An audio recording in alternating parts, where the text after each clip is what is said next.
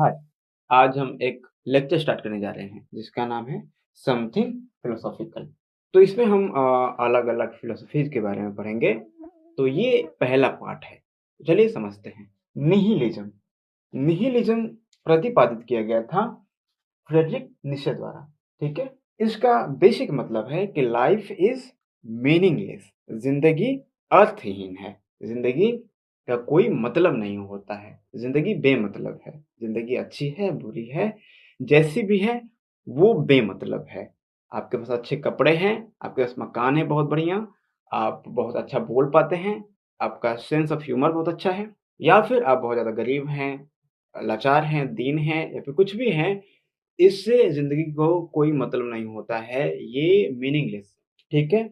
ये एक फ्लो में चलता है। इसमें अच्छाई भी आता है, बुराई भी आता है, सब कुछ आ जाता है, सब कुछ शामिल होता है इसमें, ठीक है? इसका कोई मेन पर्पस नहीं है, ठीक है? ये है पर्पसलेस। इसका कोई उद्देश्य नहीं है, ठीक है? तो ज़िंदगी है मीनिंगलेस, ठीक है? इसी को बोलते हैं निहिलिज्म, ठीक है? दूसरा है स्केप्टिसिज्म।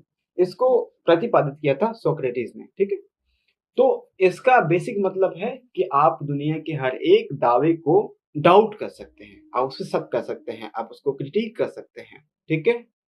आप उसको उस पे कटाक्ष कर सकते हैं, ठीक है? अगर आपको समझ में आता है कि वो डाउट सही नहीं है, भले ही वो दुनिया में नोन है, भले ही लोग उसको जानते हैं, भले ही वो फेमस है, लेकिन अगर आपको आपके ये कॉग्निटिव लेवल पे अगर वो समझ नहीं आता है, अगर वो सेंसिबल नहीं लगता है, तो वो डाउट किए जाने योग्य है, चाहे वो फेमस हो या फिर कुछ भी हो, उस पे डाउट किया जा सकता है।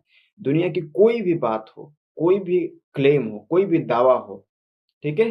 कोई भी कहावत हो, उस पे डाउट किया जा सकता है। ये है स्केप्टिसिज्म। दूसरा है फिनोमेनोलॉजी। फिनोमेनोलॉजी फिनोमेनोलॉजी का मतलब होता है कि रियलिटी जो है वो लाइफ की एक्सपीरियंस है, ठीक है? आप जो भी जीते हैं, आप जो भी एक्सपीरियंस करते हैं अपने ज़िंदगी में, वही क्या है, वही रियलिटी है, वही सत्य है, वही सच है। उसके अलावा कुछ नहीं है इस दुनिया के। ना इस पार कुछ है, ना उस पार कुछ है, कुछ भी नहीं है। जो भी आप जी रहे हैं, वही आपकी असल सच्चाई है, वही ज़िंदगी की असल सच्चाई है, ठीक है? हर एक की ज़िंदगी अलग-अलग खूँटे से बंधी हुई है और वो उसी के दायरे में घूम रहा है, ठीक है?